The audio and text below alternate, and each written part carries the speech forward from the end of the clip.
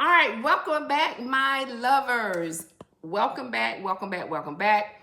As we do another talk, this is going to be a juicy talk that I wanted to put out to help you going forward and get an understanding. And if you follow me and watch my live, you're going to see that I'm talking about more in detail what I'm going to mention to you now. And as you see, we're talking about sex cliches, okay? And sex cliches are something we need to talk about and why most people often dislike or have a conversation about it. And honestly, I'm going to give you my thought process on why you could change a lot of the things that we're going to talk about. You're just in a situation where you sometimes accept the situation. Okay.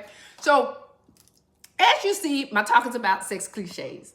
So I wanted to have this conversation because I'm not sure if anyone's out here really giving that information or just fear talking about it. I don't fear talking about helping you understand about love and relationship. This is what I do. This is what I love. This is what I help you with. I am a loveologist, study love, the art and the understanding of relationships and how we connect better. And this is why I do what I do. So thank you for being a part. Continue to let other people know. Please like and subscribe. It helps me help other people get more information out because I'm just getting this going. Even though I've been on for years, for some reason, it's hard for us to listen to a woman helping you understand about love. And it's okay. I think we should start taking more opportunities to listen more to women because we're the one that's having the relationships. And I'm not saying men don't understand. What I'm saying is we are the ones that's really, truly giving you the information about love and how you connect better. So let's go right into this. I wanted to talk about the sex cliches because it's a talk and a conversation that you should be having with your mate.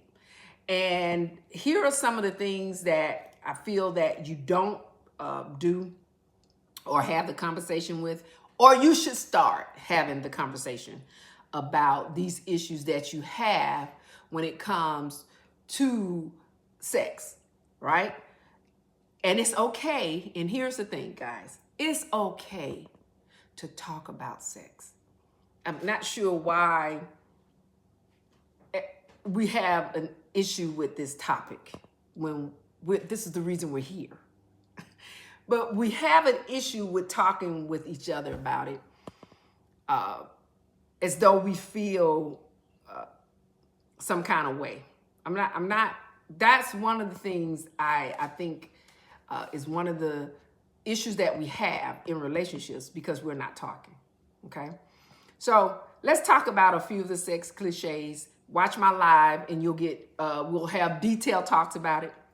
And you can ask me more questions on these cliches. Now, one is you're not having enough sex.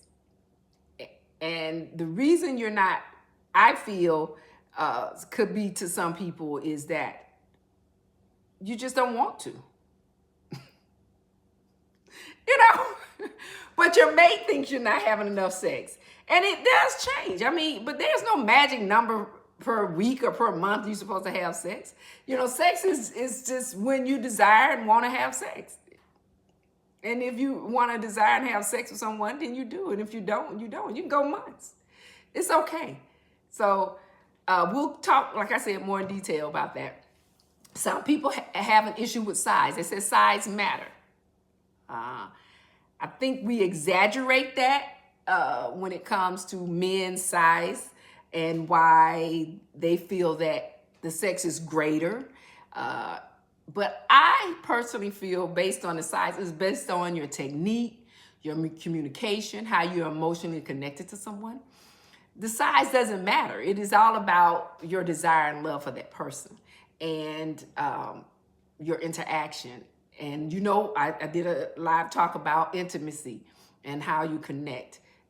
And that's more important than per se the size. Again, I'm giving my opinion. We'll talk about it though. The other thing, all women talk about this a lot, and it has to do with being in the mood. Um, are you in the mood for actual sex? Are you ready to actually want to have sex? And sometimes women say men want to rush it and don't uh, give enough intimacy within the bedroom, and they want to just hurry up and transition straight to sex. And so that is just something we need to work on, is getting us ready and saying that it's not enough. It's too rushed for in the bedroom. And I just think, that has a lot to do with who you're connected to. We're back to connection. We're back to who you're connected to. Another one is real men last forever. Now, I don't know what that means. Who's real and who's not real. Real men last forever. I think it has a lot to do with just each individual stamina, and your desire for that person. Again, we're back to the desire and the connection of the person that you're with. That men will last forever. Okay? So it's an unfair pressure to men to perform. I think it's an unrealistic desire of duration that sometimes women seek. And I just think we're ignoring individual stamina. Everything's based on your age, based on where your mindset is, what's happening in your life. Are you stressed? Are you not? And it has a lot to do, again, with who you're connecting with. I mean, does this person really make you feel good? And that's on the basis of men lasting forever, okay? The other one is, on the same note of women always take forever to have an orgasm. This is one of those sex cliches that you all have a talk about. It's not that we take, and I'm saying we because I'm a woman, and I'm not talking about all. Most women take forever because women are more emotional. We want more intimacy. We want it to last longer. We do. We want to connect longer with the mate. We want to feel the skin to skin. We want to be held more. And that has a lot to do why it takes us longer to have an orgasm. But if we're connected to you and we enjoy you, we'll have multiple orgasms. So men, pay attention. If that woman is faking it and not having it, she's just not into you. And you really need to pay attention to that. Actually need to learn women. Be honest. Have that. Again, we back to having a conversation. Having a conversation about, did you or did you not have an orgasm? And why not? And it's okay to get the truth from the woman. I mean, don't be afraid to ask why it didn't happen, because you don't know what was going on at that time. Everything we're talking about is always about what's going on at that time. Okay? Another sex cliche is you anticipate sex, right? Meaning the sex is not spontaneous enough, and that it should, it should be, okay? It should be, and that's just not reality either. We have to communicate our desires. Yeah, sometimes you come home and your mate is ready to, like, let's get ready, let's get down. Yeah, that can happen sometimes, but sometimes planning is not realistic either. But you could plan the time together. Now, it doesn't necessarily mean it's gonna go to sex, but it could go, like we always talk about, passion. And that's what you want. You want the passion within your relationship with your mate. So you should always seek that. It's something that you really, really, truly seek. The other ones is that a sex cliche that I've had conversation with my some of my people is about lesbian sex isn't real sex. And I know some people don't want to talk about this, but I have to talk about this because I do have lesbians and gay women and men that follow me and that need help. So it is just what your preference is the same as what's happening within heterosexual relationship. Intimacy is what we create within our relationships, but the act of it is going to be similar. And so whatever you are seeking within intimacy with your mate is what you can have within a homosexual relationship. It's the same thing. It's not true that they don't have real sex, because it still involves what? It involves connection. It involves the intimacy side of love. So yes, it does exist. Now, the other thing, there's a cliche that we believe that virgins are pure and that experienced people are used up. I think those are sexist statements. They're outdated today. They're not reality, because we all have different views of intimacy. And so to shame someone who's been experienced and to shame someone who's never been experienced, it's just not right or good to feel that way about someone. Because just because someone who has never had sex doesn't make them pure. It just, and doesn't mean they're not experienced either. It just means they haven't desired to connect with someone at the present time. That's it. And when a person who is experienced is not used up, that's just a person who may have been with someone for years and they experienced each other, learning different ways to employ intimacy and connection and sex. That's it. But we'll talk about that. We'll talk about, that's a good one. The other one, because I got many, I'm just giving you a few as I'm going. I'm not going total detail because I want to have these talks on my lives with you. I'm just going into what are considered sex cliches. Other one is good sex has to end with an orgasm.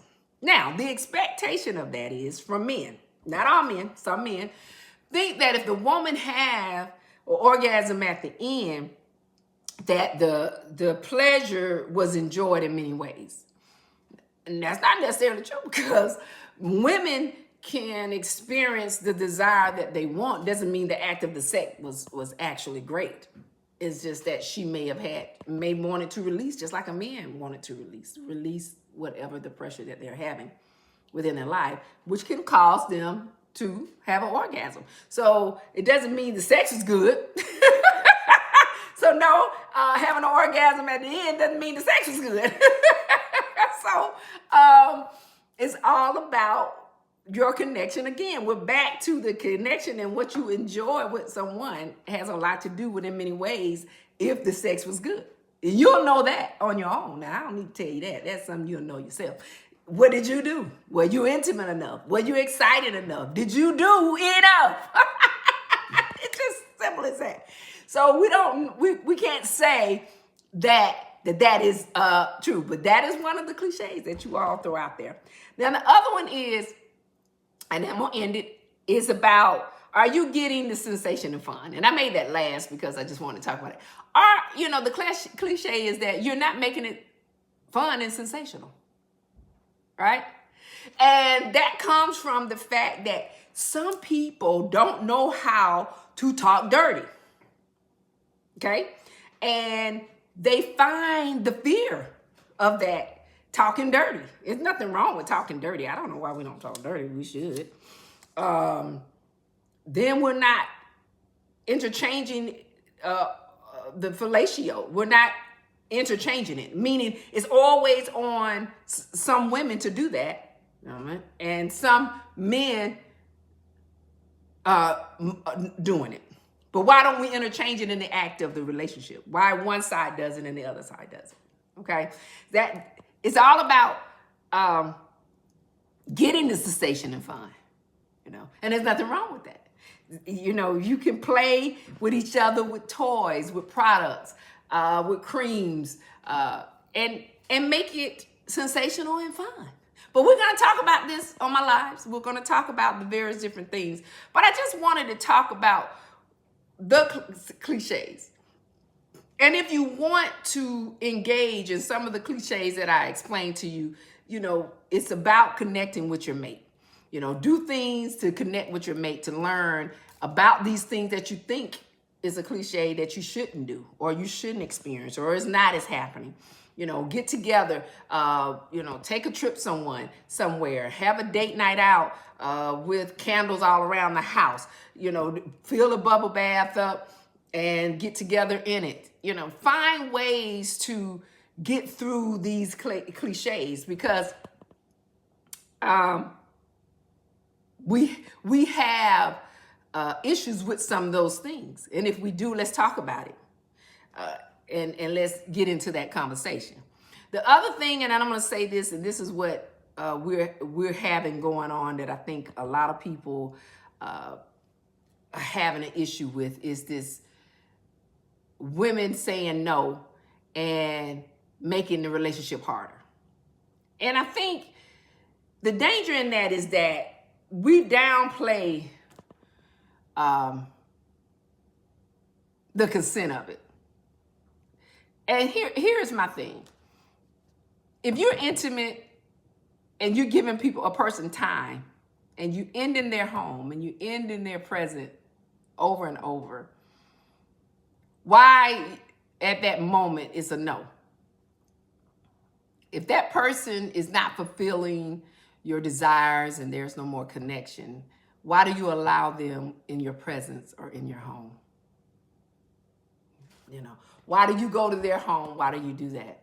And I think it's dangerous to be in a relationship with someone that you know no longer desire you. But because of your wanting to have power over someone, you get with them to get what you're trying to fulfill. I'll do another talk on that, because I think that's going to be a hard talk to talk about. And I just wanted to go into that because some people say that is part of a sex cliche of the excitement. And I think that has a lot to do with dominatrix, to be honest with you. But we'll talk about it, and we'll go into it on my live. I thank you for being a part this evening. Make sure you continue to follow and like. And if you need any help, and if you have any issues that are going on within your life, and you need someone to talk to, go to my link in description. I do one-on-one coaching just to help you through your journey, and help you through whatever you're feeling or not understanding. So I love to help you through that.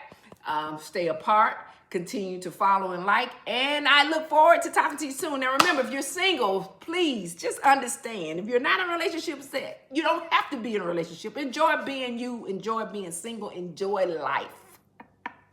Enjoy yourself. Love is just delayed. The person that you're seeking in your life will come into your life at the right time, at the right moment. Just be patient. If you're in a relationship, you know what I say? Keep it about peace and happiness. And make sure that you are stress-free.